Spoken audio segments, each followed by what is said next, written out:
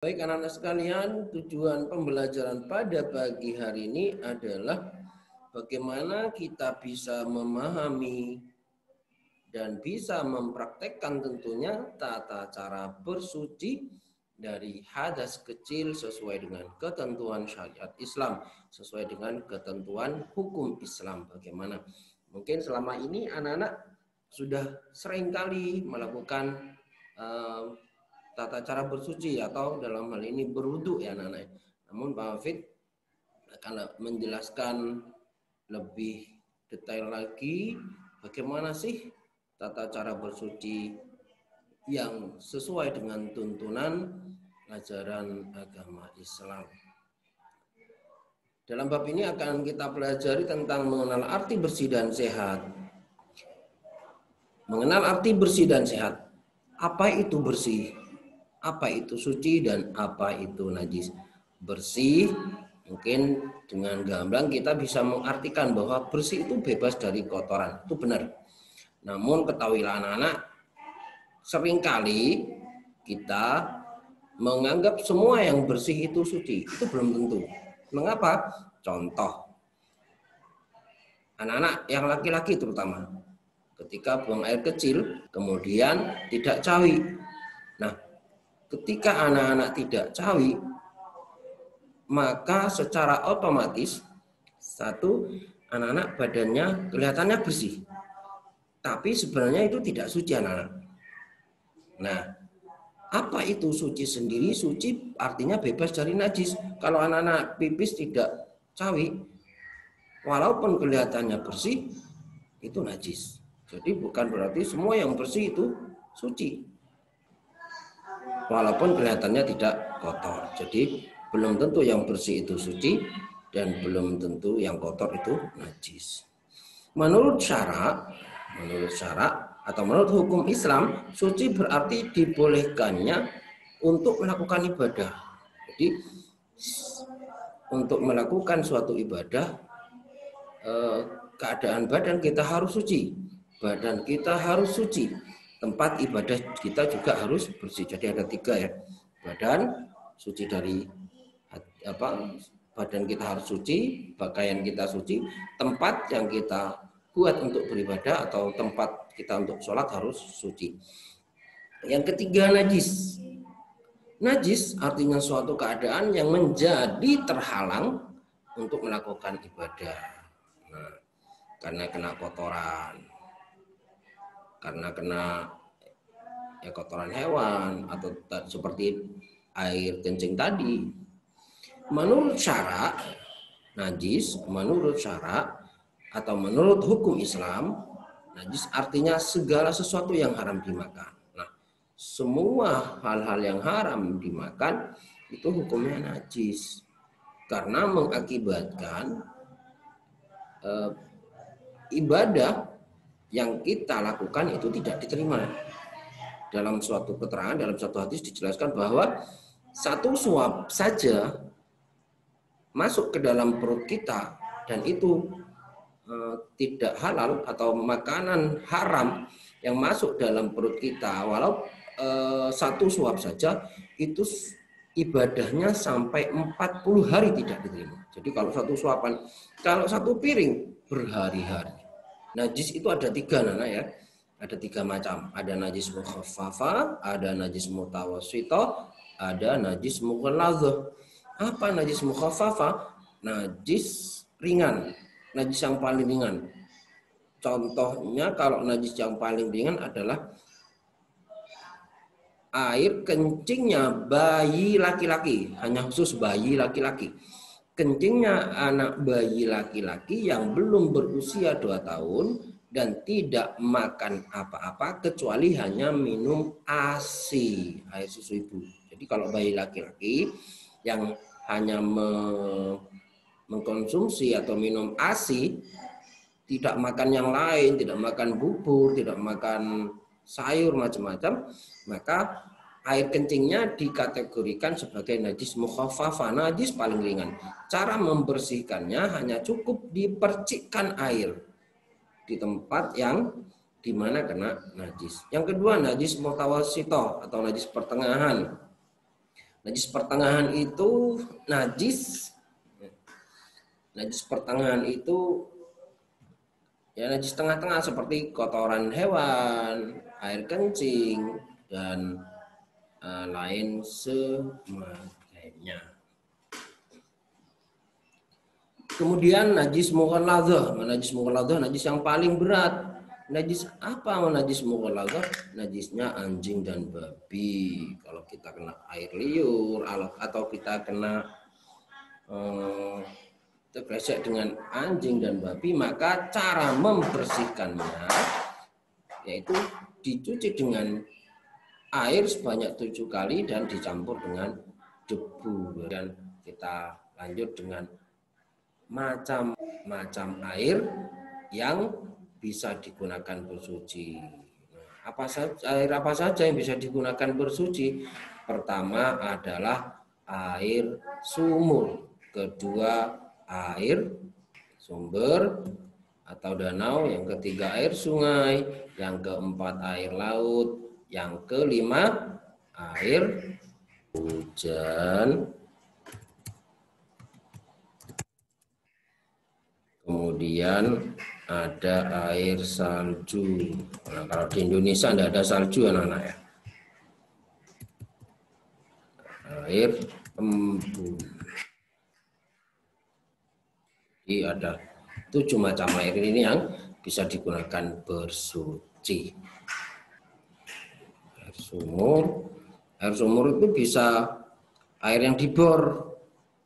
Jadi air yang keluar dari bumi langsung itu ada 4 macam: air sumur, air sumber atau danau, air sungai, air laut. Air laut walaupun asin anak-anak boleh digunakan bersuci, boleh digunakan berwudu, boleh digunakan mandi besar walaupun rasanya asin. Dalam sebuah hadis dijelaskan al-ma'u tahurun wa hillu maitatuh. Air laut itu suci dan halal bangkainya. Maksudnya apa halal bangkainya? Ikan itu walaupun mati dengan sendirinya tanpa harus disembelih itu boleh dimakan. Tiap hari kita makan ikan laut tanpa disembelih, ya boleh, halal. Karena memang sulit kalau menangkap menangkap ikan di laut kemudian dapatnya dengan menggunakan jala dapatnya sampai ratusan bahkan ribuan, tidak mungkin kita sembelih satu persatu. Makanya oleh Allah diberi keringanan untuk halal bangkainya. Beda dengan hewan-hewan yang hidup di darat, itu harus disembelih dulu dengan bacaan dan niat tertentu.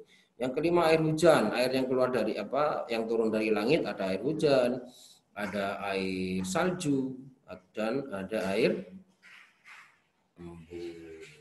Nah, dari 7 macam air ini dibagi lagi menjadi 4 macam air. 4 macam air, ada air mutlak, ada air musammas, ada air mustakmal, ada air najis. Apa itu air mutlak? Air mutlak adalah air yang suci lagi menyucikan. Artinya air itu suci kemudian menyucikan, maksudnya bisa digunakan untuk berwudu, bisa digunakan untuk mandi. Itu namanya air mutlak. Air musammas itu adalah air yang suci lagi menyucikan tetapi makruh menggunakannya. Air musammas itu adalah air yang terjemur dan terkena sinar matahari. Tapi kalau di Indonesia suhu panasnya tidak sama seperti di Timur Tengah. Sehingga masa terjemurnya air itu mungkin kalau di Timur Tengah 1 hari itu langsung berubah warnanya dan berubah kondisi airnya, sehingga di dalam kitab dijelaskan kenapa dimakruhkan, karena akan menyebabkan penyakit kulit. Makanya kemudian makruh. Suci boleh digunakan berwudu, tetapi makruh karena mengakibatkan penyakit kulit. Yang ketiga air mustakmal. Air mustakmal adalah air suci tapi tidak menyucikan. Mengapa anak-anak air suci tidak menyucikan? Karena air itu sudah bercampur dengan benda suci lainnya. Contoh air teh. Jadi air teh itu atau kopi itu suci. tetapi tidak menyucikan. Suci boleh diminum, tapi tidak menyucikan artinya tidak bisa digunakan berwudu. Masa kamu mau berwudu dengan kopi?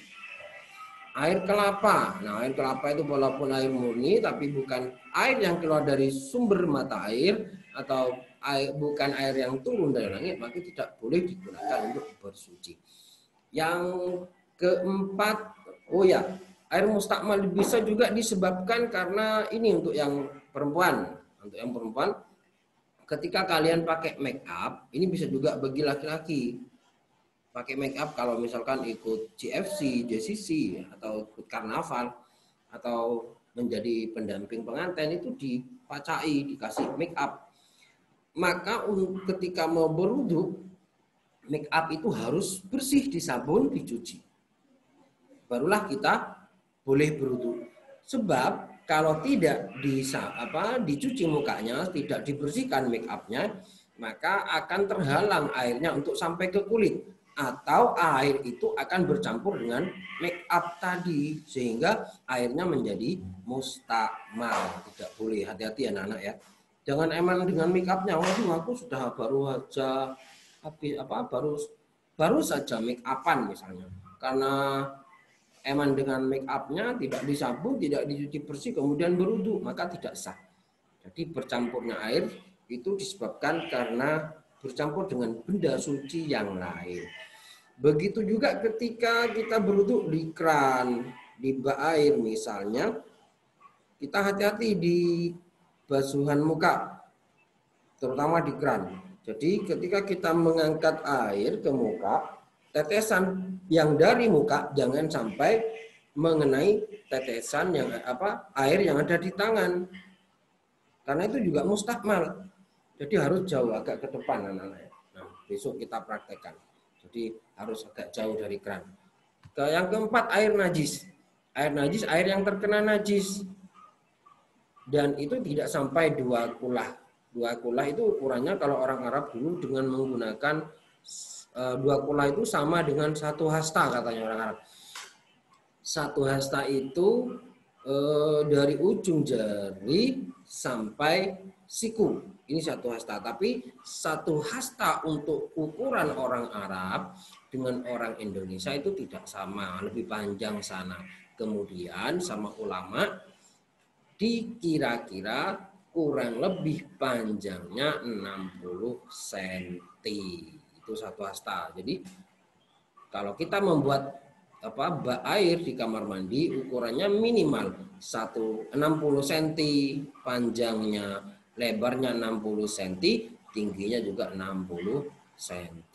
Sehingga kalau air itu kena kotoran cicak misalnya, jatuh satu ke dalam, air itu masih bisa dikatakan suci. Tetapi jika ada khawatir dalam hati kita, was-was atau ada rasa jijik, maka air itu menjadi najis. Apakah air itu harus dibuang? Tidak anak-anak. Caranya ambil kotoran itu dibuang dengan menggunakan gayung, cebok, dibuang keluar. Ya. Kemudian air itu kerannya dihidupkan sehingga airnya mengalir dan meluap, maka kembali suci. Lebih-lebih kalau kita memiliki kamar mandi yang ukurannya lebar, wah tambah enak, kita berwuduknya langsung ke dalam, boleh, yang penting airnya penuh. Volume air 1 meter lebarnya 1 meter, panjangnya 2 meter, tingginya 1 meter. Jadi tambah enak, ini tambah leluasa.